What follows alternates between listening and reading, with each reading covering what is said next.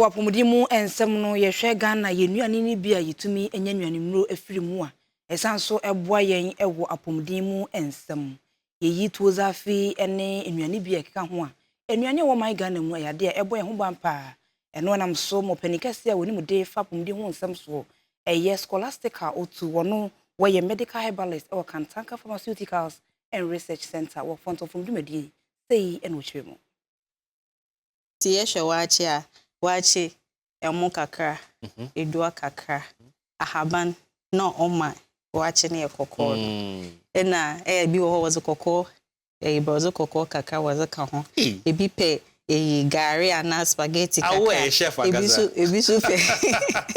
ebi su fe salad kakra ebi zi nchefo na moko kakra todo ebi no ehu nti yehwe Ghana wachi a say ye ka complete watch ya meat wo eyi wo menam wo meyi da do na dam nyo na nenyo da fe come on na so watch na nkasa no yezi nyama omo ye shronko efa watch leaves na oma watch ye kokko no a oye sorghum leaves no no ansa na makama yenhwe packaging okay ahabano na was watch gumu no the mahaba no friend on katamfe another one watching the we no ahaba na odi be gumu no kocha ahaba na what was a wrap on no nti yenyim de amoze obama carbohydrates means obama protein no dem nyama ne yenyim de do nti ye hwe nyama ho a owo eziba na yezi no osanso oma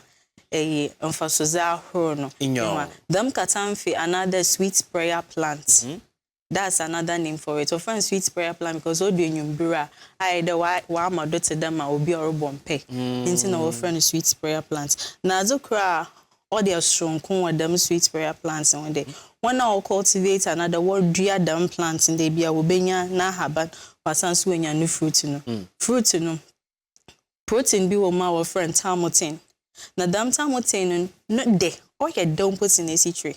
Say compare ono ne de ni sweetness to citria say be a citri 1 cube or to 3,000 parts of tamotin. Just the tamotin them fruit no or a natural sweetener even in some processing food processing water was a sweetening no the frame as it to water chamada doko but on ye sugar oba okay Nsoni emphasis owo nenum na onodancha na adam yahaba na nkasa no owo antimicrobial properties na apart from ezeziban shuguma one another height dem ahaba na ezakeja to the broza ahaba na wazakeja ehun ya na nanum se woka etewa anabe nkwa wota na waza broza ahaba mu na Obadahwa on say that on way true on yeshe. It's because of some of these properties are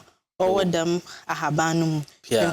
Na on then channel so them antimicrobial properties na or tamotin no is better.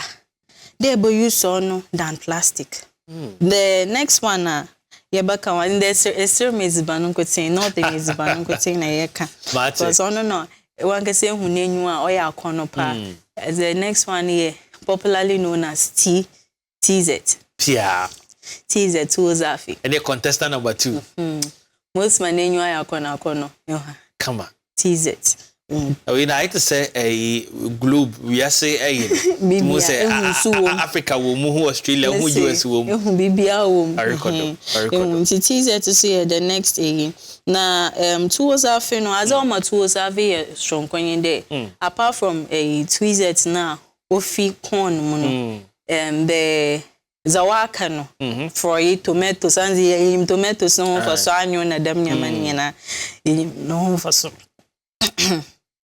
apart from no tomatoes na anyo na demanyama na azokwa mpeda maka ho asem ya ayoyo okay ayoyo no ma green no otwa ho hia na oye fef green is wetin so koso wa hapa oye fef ayoyo no ofra no jute leaves okay That's a common name. The brofo no. Jute leaves in Portugal. Onya ayoyo no. The one that's jute leaves. Na ayoyo also rich in vitamin C. Vitamin C or kutia. Yeah, about her. But as if ayoyo. No one say for ayoyo for sozaho or the carbohydrates cacao, protein cacao, fat cacao, vitamin C cacao, calcium cacao, magnesium, omega-3 cacao, vitamin A cacao. Since I make a kind of money in there, the nutrients in our ejuma or when you pay you.